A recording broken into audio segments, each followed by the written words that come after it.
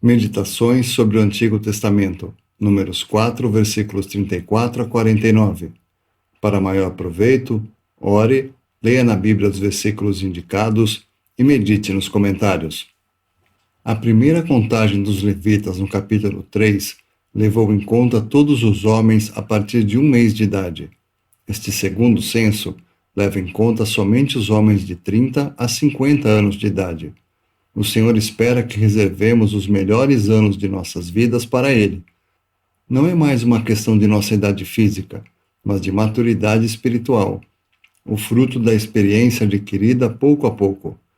Para um jovem que foi fiel no mínimo, o Senhor, quando chegar a hora, poderá confiar muito. Lucas 16, versículo 10. 8.580 levitas são reconhecidos como tendo idade para servir. Tendo em vista o tamanho e o peso do tabernáculo, ninguém estaria sobrecarregado. Eles poderiam aliviar um ao outro. Por que então o Senhor é obrigado, com tristeza, a afirmar que para a sua grande seara os trabalhadores são poucos? Mateus 9, versículo 37. Porque, infelizmente, muitos não colocam seus pescoços na obra do Senhor. Neemias 3, versículo 5. Essa situação humilhante deveria tocar a cada um de nós. O censo dos levitas é realizado segundo o seu serviço e a sua carga. Versículo 49.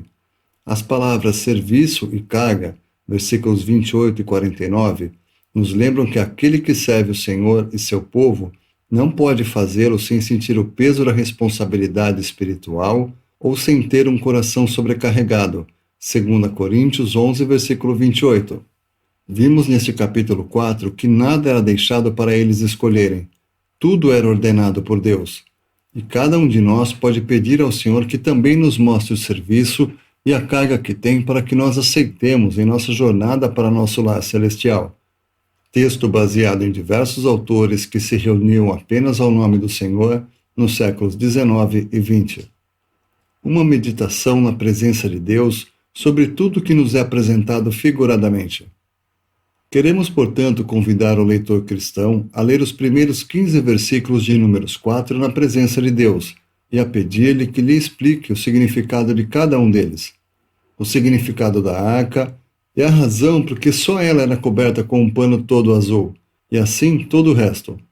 Temos-nos aventurado com espírito humilde sugerir o significado, mas desejamos ardentemente que o leitor o receba diretamente de Deus, por si mesmo, e não apenas do homem.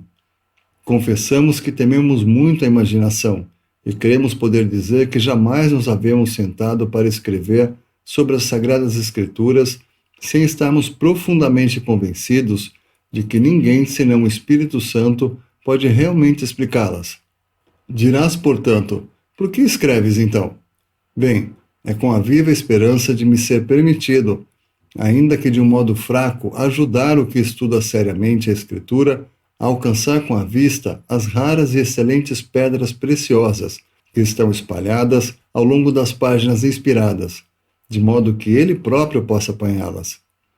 Milhares de leitores poderiam ler repetidas vezes o capítulo 4 de Números e não perceberem sequer o fato de que a arca era a única peça mística do mobiliário do tabernáculo que não ostentava pele de texugo.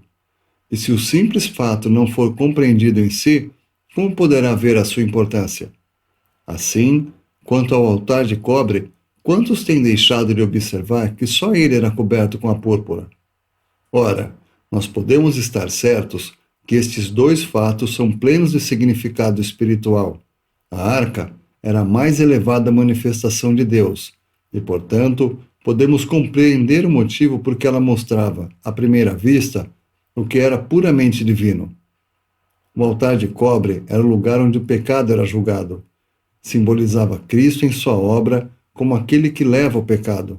Mostrava esse lugar afastadíssimo a que ele teve de ir por nós. E ainda assim esse altar de cobre era a única coisa que era embrulhada numa coberta real. Pode existir alguma coisa mais excelente que temos aqui? Que sabedoria infinita há em todas essas distinções. A arca nos leva ao mais alto ponto no céu. O altar de cobre nos leva ao ponto mais baixo da terra. estavam em pontos extremos do tabernáculo. Naquela arca, vemos aquele que engrandeceu a lei. Neste altar, vemos aquele que foi feito pecado. Na arca via-se, ao primeiro golpe de vista, o que era celestial, e era só quando se procurava mais abaixo que se via a pele de texugo, e aprofundando-se mais, via-se esse misterioso véu, figura da carne de Cristo. Mas no altar de cobre, a primeira coisa que se via era a pele de texugo, e por baixo dela a cobertura real. Vemos Cristo em cada um destes objetos, embora em dois aspectos diferentes. Na arca temos Cristo mantendo a glória de Deus. No altar de cobre, temos Cristo respondendo às necessidades do pecador. Bendita combinação para nós.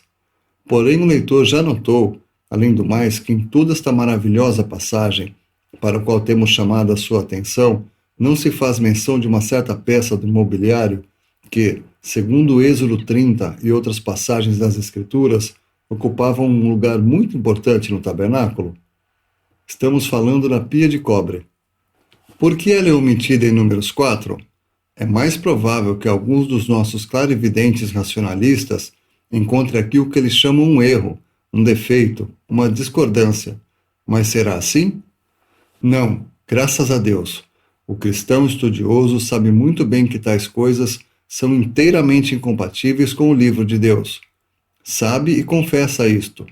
Até mesmo se não puder ser capaz de justificar a falta ou a inclusão deste ou daquele pormenor em uma dada passagem. Mas precisamente na medida em que podemos, pela misericórdia de Deus, ver a razão espiritual das coisas, descobrimos sempre que onde o racionalista vê ou aparenta ver falhas, o crente estudioso e piedoso vê pedras preciosas. Acontece assim, não duvidamos, a respeito da omissão da bacia de cobre da relação do nosso capítulo, e apenas uma de 10.000 ilustrações da beleza e perfeição do volume inspirado. Mas o leitor pode perguntar, por que é omitida a pia? A palavra pode ser encontrada no duplo fato de que era feita a pia e para o fim que era feita. Este duplo fato já foi apresentado em Êxodo. A pia foi feita dos espelhos das mulheres que se ajuntavam, ajuntando-se à porta da tenda da congregação. Êxodo 38, versículo 8. Este era o seu material. E quanto ao seu fim, foi dada como meio de purificação para o homem. Ora, em todas estas coisas que formavam a tarefa especial e obrigatória dos filhos de Coate, nós vemos as diversas manifestações de Deus em Cristo, desde a arca no lugar santíssimo até o altar de cobre no pátio do tabernáculo. E visto que a pia não era uma manifestação de Deus, mas do homem, não é, portanto, confiada a guarda e responsabilidade dos coatitas. Mas devemos agora deixar que o leitor medite sobre a profunda parte do nosso livro, Números 3 e 4. Podíamos continuar a desenvolver o assunto longamente até termos enchido volumes em vez de páginas. E, afinal de contas, sentimos-nos como quem tem apenas penetrado a superfície de uma mina, cuja profundidade nunca poderá ser sondada, cujos tesouros jamais podem ser esgotados. Qual a pena que pode descrever a instrução maravilhosa que contém a relação inspirada na tribo de Levi? Quem pode tentar desenvolver a graça soberana que brilha no fato de que o obstinado Levi fosse o primeiro a responder à pergunta comovente: quem é do Senhor? Quem pode falar acertadamente dessa rica, abundante e distinta graça exemplificada no fato de que aqueles cujas mãos tinham sido usadas para derramar sangue fossem as primeiras a ser permitidas a tocar nos vasos do santuário, e que aquele em cuja assembleia o Espírito de Deus não podia deixar entrar, fossem trazidos ao próprio seio da congregação de Deus, para ali estarem ocupados com o que era tão precioso para ele. E depois essas 3 divisões de obreiros, Meraritas, Gersonitas e Coatitas. Quanta instrução temos aqui! Que símbolo dos diversos membros da Igreja de Deus, nos seus vários serviços. Que profundidade e misteriosa sabedoria em tudo isto! Será falar forte demais neste momento? Dizemos que nada nos impressiona mais profundamente que o sentimento de completa fraqueza e pobreza de tudo que temos exposto sobre uma das mais ricas partes do volume inspirado? Ainda assim, temos conduzido o leitor a uma mina de infinita profundidade e inesgotáveis riquezas, e devemos deixá-lo para penetrar nela com o auxílio daquele a quem pertence a mina e que é o único capaz de descobrir a sua riqueza. Tudo quanto o homem pode escrever ou dizer sobre qualquer porção da palavra de Deus pode, quando muito, ser sugestivo. Falar dela como de um assunto exaustivo seria lançar desprezo sobre o cânone sagrado.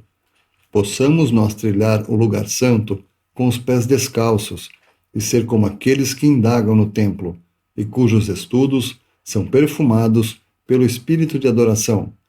Trecho do livro Notas sobre o Pentateuco, de C.H.